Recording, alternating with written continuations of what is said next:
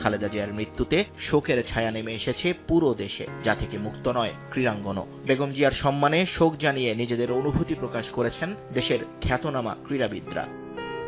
খালেদা জিয়ার বিদেহী আত্মার প্রতি শ্রদ্ধা জানিয়ে শোক বার্তা দিয়েছে বাংলাদেশ ক্রিকেট বোর্ড। বাতিল করা হয়েছে প্রথম বিভাগ ক্রিকেট লিগের আগামী 2 দিনের সকল ম্যাচ। এমনকি বিপিএল গভর্নিং কাউন্সিলের পক্ষ থেকেও স্থগিত করা হয় মঙ্গলবারের ম্যাচগুলো। একই পথে হাঁটে বাংলাদেশ ফুটবল ফেডারেশনও। নোয়াখালীতে আয়োজন করা অনূর্ধ্ব 15 ফুটবল লিগের ফাইনাল ম্যাচ স্থগিত করা হয় সকালে। পরে একে একে বাতিল করা হয় ফেডারেশন কাপ এবং নারী লিগের ম্যাচগুলো।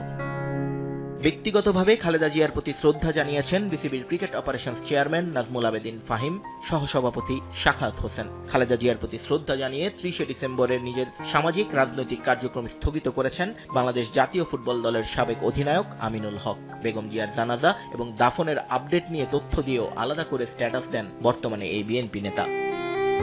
খালেদা জিয়ার মৃত্যুতে দুঃখ প্রকাশ করে শোক জানিয়েছেন জাতীয় ক্রিকেট দলের 3 সাবেক অধিনায়ক মাশরাফি বিন মুর্তজা, সাকিব আল হাসান এবং তামিম ইকবাল। সামাজিক যোগাযোগ মাধ্যমে নিজেদের ভেরিফাইড পেজ থেকে বেগম জিয়ার জন্য দোয়া প্রার্থনা করেন এই ক্রিকেটাররা। শোক জানিয়েছেন মুশফিকুর রহিম, লিটন দাস, মেহেদী মিরাজ, শামসুর রহমান শুভ থেকে শুরু করে খালেদ মাসুদ পাইলটের মতো সাবেকরাও। নিজ নিজ পোস্টে খালেদা জিয়ার বিদেহী আত্মার মাগফিরাত কামনা করেন তারা।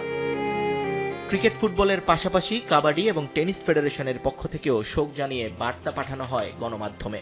শোক প্রকাশ করে 30 ডিসেম্বরের কর্মসূচি বাতিল করেছে ক্রিকেটার্স ওয়েলফেয়ার অ্যাসোসিয়েশন কোঅপ। এছাড়া বেগম জিয়ার মৃত্যুতে নিজেদের ফেসবুক পেজ থেকে শোক বার্তা দিয়েছে বিপিএল এর ফ্র্যাঞ্চাইজিগুলো। নিয়ন মুহাইমিন, সময় সংবাদ।